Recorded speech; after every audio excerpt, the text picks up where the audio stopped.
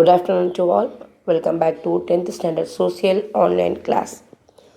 Students, we are learning Civics Unit number 4, India's Foreign Policy. In our previous class, we have learned about the concept of foreign policy. Foreign policy means a country's relations with the other nations. And we have studied about the main objectives of our foreign policy like national security, national prosperity, increasing the number of friendly relationship, achieving world peace through peaceful way and economic development. And Panchashil also we have discussed. Today we are going to study about new development in the year 1990s and 20th centuries. During the year 1990s, along with the fall of the Soviet Union, a new global economic order, that is liberalization, privatization, and globalization, emerged with the support of the Western powers. So, in the year 1990, after the fall of Soviet Union, that is Russia, there was a new global economic order that was emerged in the world, that is liberalization and privatization and globalization. India entered into the pact agreement with the Global Economic Forum, that is GATE. India signed with an agreement with other nation, other global countries to develop our economic GATE, and entered into bilateral, trilateral, multilateral agreement. Bilateral means between two countries, trilateral between three countries, and more than three countries, multilateral agreements we signed. This nuclear experiment resulted in intermediary reactions from the Western world. This shift in India's policy manifested in various ways like better relations with China. Our nuclear experiment that resulted in making so many agreements with other countries. Better relations with China, the Look East policy. So India signed an agreement with China. That policy we call the Look East policy in the year 1992. The second nuclear test at Bogran, that is the year 1998, that is in Rajasthan. The defense procurement relations with Israel, energy diplomacy with Arab countries and Iran, agreeing to US nuclear missile defense program, and India vote against Iran at the International Atomic Energy Agency. So these are our policy after our nuclear experiment. India in the resurgent 21st century. The foremost task of India's foreign policy is to enable the domestic transformation of India. So the main important objectives of our Indian foreign policy to transform our internal work, domestic transformation. That means India wanted to strengthen our economic level. India has adjusted to meet the needs of intensified economic engagement with the world, which is designed to meet the needs of an increased inflow of capital, technology, ideas, and innovation for our development. This is we call domestic transformation.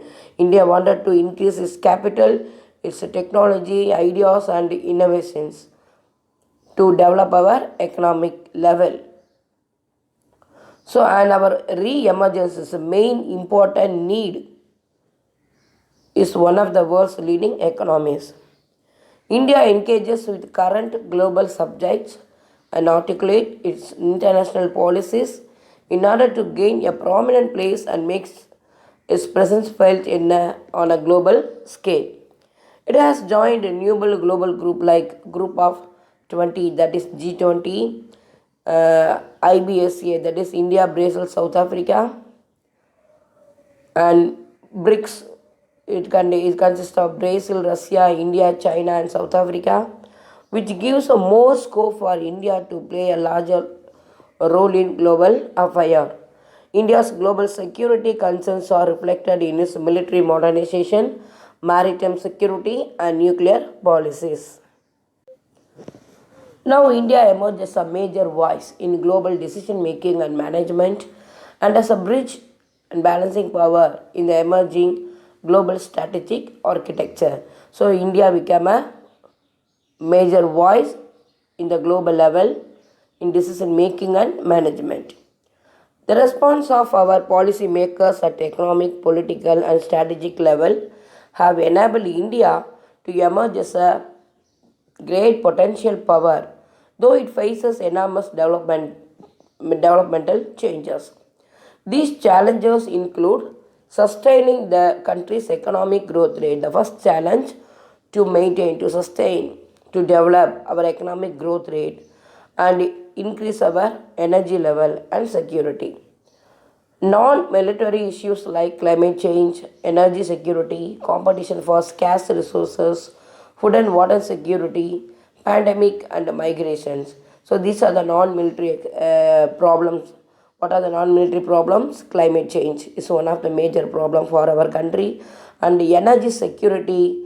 And we have very scarce resources, very little resources. So, the competition for scarce resources, food and water security, and diseases and migrations. Though numerous and formidable, these challenges are not beyond the reach of India's policy establishment. Now we will see the basic concept of India's foreign policy: preservation of national interest, achievement of world peace. This is a very, very important India foreign policy. Achieve world peace to avoid world war. Disarmament, not produce weapons. Fostering cordial relations with other countries, having friendly relationship with the other nation. Solving conflict by peaceful means. If we have any problem, any argument with our neighbor nations or other nation, we have to solve the problem or solve the conflict only by peaceful means, not by taking weapon. Independence of thought and action as the principle of non-alignment movement. So each and every nation they have the right to have the independent thought and action. Equality, treating other nations, whether big nations, developed nations or developing nations, treat the nation equally in conducting international relation. Anti-colonialism, India is always on the side of anti-colonialism. India wanted to uh, get freedom. All the nations should get freedom and anti-imperialism and anti-racism. First, we will see the policy of disarmament. Producing nuclear weapons is a major cause for the two world wars. So, since independence, global non proliferation has been a dominant theme of India's nuclear policy. India supported UN disarmament program. Note this one. First, India supported UN disarmament, not producing army. Indian nuclear program in 1974 and 1998 is only done for strategic purposes. India undertook nuclear explosions in 1974 at Pokhran, first Pokhran test, nuclear test, and second nuclear test in the 1998. These two process only for positive purposes. The two themes of India's nuclear doctrine are not first use. We won't use the nuclear weapons at first. Credible minimum deterrence. So these are the two doctrines. It has decided not to use nuclear power for offensive purposes. Offensive for attack purposes. Only defensive purposes we are using.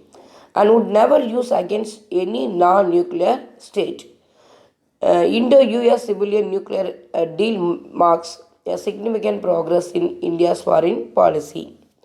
Note this one, Indo-US means it was agreement between the India and US. Now we will see SAARC. What is the abbreviation for SAARC? South Asian Association for Regional Cooperation. So SAARC abbreviation, South Asian Association for Regional Cooperation. It is an economic and geopolitical organization of 8 countries, India and its surrounding neighboring countries, that are primarily located in South Asia. The SARC policies is the main aim to promote welfare economics, collective self-reliance among the members of the SARC, and to improve social development and cultural development in the region. So the main aim of SARC are to promote welfare economics and to have collective self-reliance among the members of SARC nations, and to accelerate means to develop or improve socio-cultural development. SARC Disaster Management Center was set up at New Delhi. Note this one. Important GK question. The center is a sleek body of professionals working on various dimensions of disaster risk reduction and the management in South Asia. SARC satellite is a proposed communication meteorology satellite by the Indian Space Research Organization ISRO for the SARC region. These two are very, very important one-word question. Note this one. Now we will see the member countries of SARC: Afghanistan, Bangladesh, Bhutan, India, Nepal, Maldives, Pakistan, and Sri Lanka. These are the 8 countries in SARC. Important 2 mark questions. Note this one. The member countries are SARC: Afghanistan, Bangladesh, Bhutan, India, Nepal, Maldives, Pakistan, and Sri Lanka. Foreign policy is a combination of strategies carefully formulated by a nation, the policies formulated by a nation for maintaining relationship with other nation. Diplomacy is the instrument for implementing the foreign policy. So diplomacy is nothing; it is an instrument to to implement our foreign policy of a state. Students, see this map. This is SARC, South Asian Association for Regional Cooperation. You see these countries. These are the neighboring countries of India. You see here, 8 members are here: Afghanistan, Pakistan, India, Nepal, Bhutan, Bangladesh, Sri Lanka, and Maldives. This is a symbol of SARC. You see here.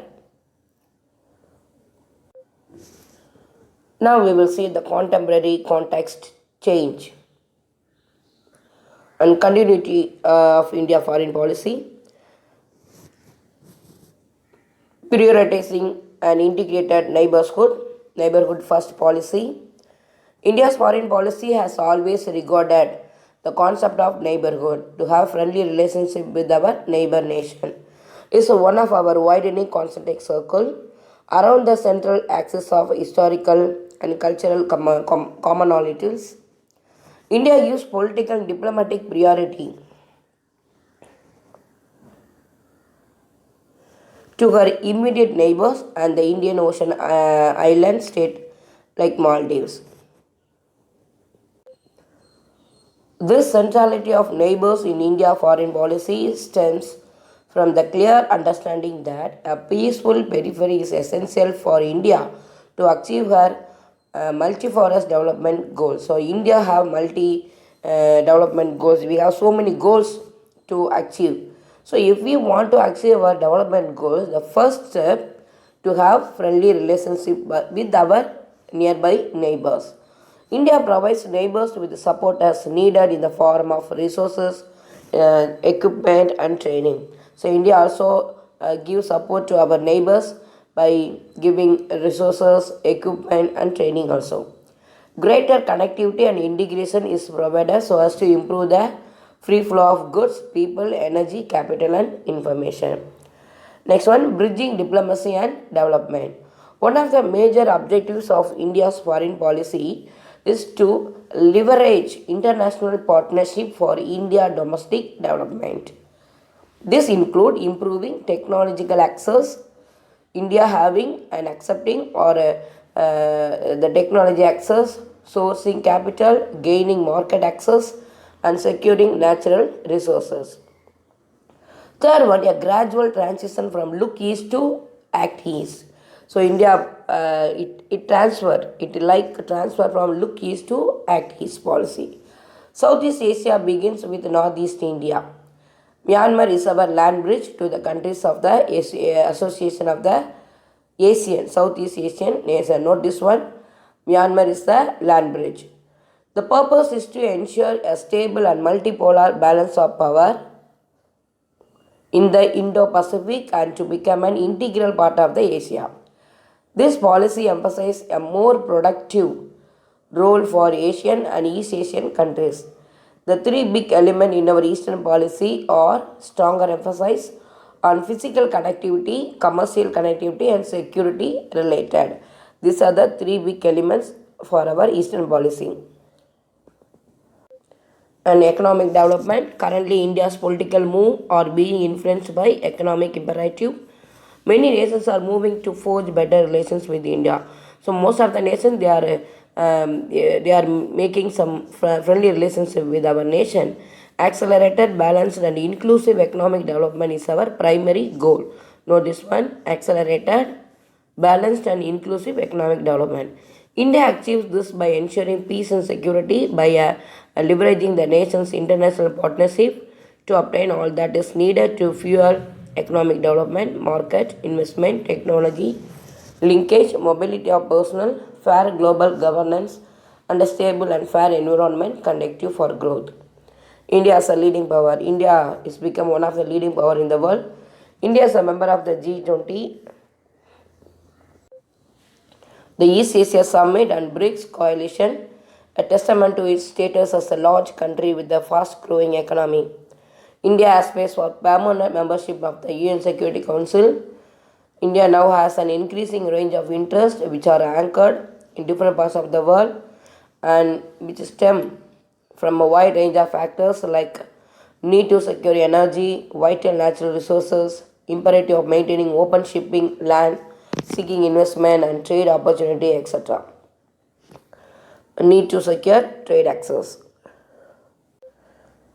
Now we will see the difference between domestic policy and foreign policy. Domestic policy, internal policy, foreign policy. Domestic policy is a nation plan for dealing issues within our own nation. Foreign policy, nation plan for dealing with other nation. It includes laws focusing on domestic affairs, social welfare, healthcare, education, civil rights, economic issues, and social issues. Foreign policy, trade, diplomacy, sanctions, defense, intelligence, and global environment are the types of foreign policy. So India has formed diplomacy relations with most of the nation. Besides being the world's second most populous country, first China, second India, largest democracy and one of the fastest growing country, India. Though India is not any major military alliance, our relations with major powers had acquired a strategic depth.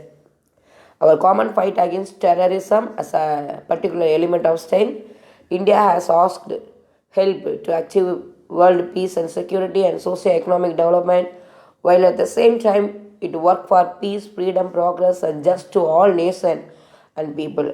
Thus, India adheres the foreign policy principles.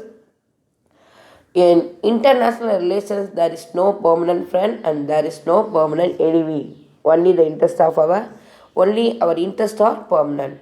So our foreign policy is there is no permanent friend, there is no permanent enemy. Our interests are only permanent. New challenges forced India to adjust to new realities. Even then, basic framework of its foreign policy remain more or less the same. So students, we have finished India's foreign policy, lesson number 4 in civics. Today I will give some home assignment. You complete and study well. Thank you.